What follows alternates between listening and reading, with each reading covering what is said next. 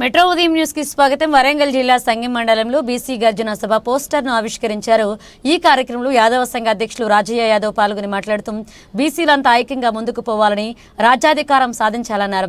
ఈ కార్యక్రమంలో జడ్పీటీసీ గుడా సుదర్శన్ రెడ్డి, వరంగల్ జిల్లా యాదవ సంఘ అధ్యక్షులు బొల్లబోయిన కిషోర్ యాదవ్, బీసీ ప్రజాసంఘ రాష్ట్ర వర్కింగ్ ప్రెసిడెంట్ వాసం సాంబయ్య, సంఘ వేల్పుల కుమారస్వామి, పద్మశాలి సంఘ నాయకులు ఇప్పకాయల చిన్ని, రజక సంఘ నాయకులు మునుకుంట్ల మోహన్ గౌడ, సంఘ నాయకులు పులి వీరస్వామి గౌడ్, కోడూరు సదయ్య, కోడూరు వెంక, సర్పంచులు గుండేటి బాబు, కావచ్చి వెంకటయ్య, యాదవ సంఘ నాయకులు రాజ్ కుమార్, ఇమ్మడి రవి, దేవేందర్, బీసీ సంఘ నాయకులు పాల్గొన్నారు. ప్రధానమంత్రి ఉండి కూడా మన కులగణన చేయలేకపోతున్న 3 టర్ములు ప్రధానమంత్రిగా అతనున్నాడు.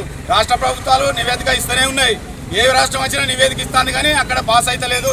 కావున ప్రతి కులం నుంచి పెద్ద ఎత్తున ఆర్ట్స్ అండ్ సైన్స్ కాలేజ్కి మనం 2వ తారీఖు బయలుదేరిపోవాల్సిందిగా కోరుకుంటూ బీసీ ప్రజాసంఘం రాష్ట్ర వర్కింగ్ ప్రెసిడెంట్ వాసం సాంబయ్య.